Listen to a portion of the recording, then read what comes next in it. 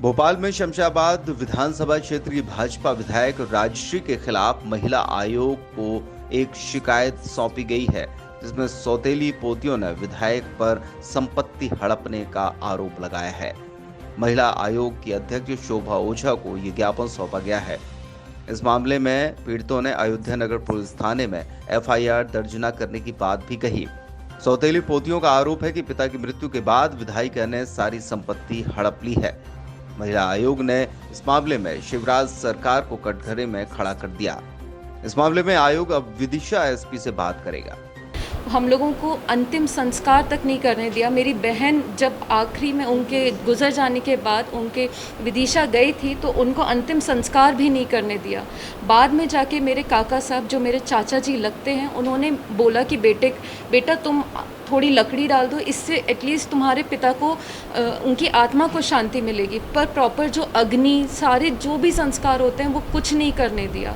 और आज जब मेरे साथ इतना बड़ा हादसा हो रहा है, मेरी बहन के साथ इतना बड़ा हादसा हो रहा है, हमारे ही घर के हमारी जो चचिया दादी लगती हैं, वो हमारी दादी तक नहीं है, वो हमारी चचिया दादी लगती हैं, वो चाचा दादा लगते हैं, वो हमारा हक हड़पना चाह रहे हैं। हमारे पिता की सारी संपत्ति जो भी वो हमारे लिए छोड़ कर गए थे, हमारा अभी तक विवाह नहीं हुआ, हम लोग अभी भी पढ़ाई पूरी कर रहे हैं, सारी संपत्ति सब कुछ जो भी हमारे हक में चीज़ें आती हैं वो सब वो लेना चाह रहे हैं। और इनफैक्ट आज उन्होंने विदिशा न्यूज़पेपर में हम लोगों के खिलाफ एक ज्ञापन छापा है एसपी को देते हुए, और उन्होंने अपने प्रेशर डाल के ये ज्ञापन छापा है पेपर में कि वो लोग हमें, मेरे चाचा जी हमें बरगला रहे हैं। आज अगर हमें कोई सपोर्ट कर रहा है इस अन्याय की लड़ाई में तो वो बरगला कैसे रहे हैं?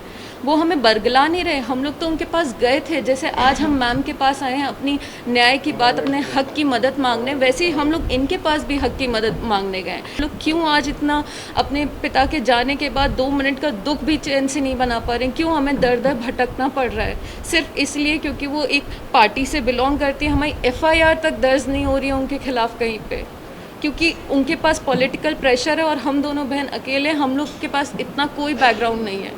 हमारे साथ सरासर अन्याय हो रहा है, प्लीज़ हमारी मदद कीजिए। दी सिंह करके बच्ची हमारे पास आई है महिला आयोग में, और उनकी बहन और उनकी तरफ से उनकी बड़ी बहन है अनिग्धा सिंह, ये दोनों अपनी शिकायत लेके आई है किस तरह से बीजेपी की एमएलए राजश्री सिंह और उनके परिवार ने इन बच्चियों को उनके पिता के अंत्येष्टि में भी भाग लेने नहीं दिया, और साथ ही जो प्रॉपर्टी उनके पिता की थी, जिनके वारिस वो हैं, उन पे कब्जा करने की बात कही है, उनको डराने धमकाने की बात कही है इन बच्चियों को।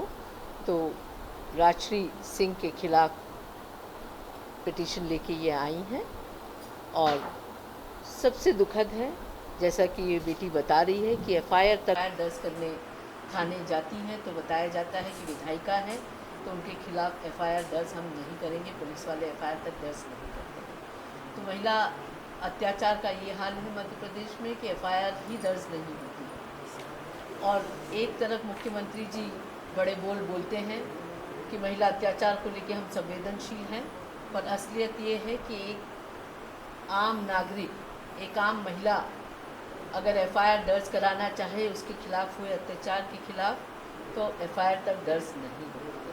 आज परेशान होकर बेटी महिला आयोग का दरवाज़ा खटखटाने आई है, हमें पिटीशन दिया है, हम इसमें देखेंगे, और साथ ही जो भी न्याय, इस बेटी की न्याय की लड़ाई हम लड़ेंगे, इस बात का हम उसे विश्वास दें।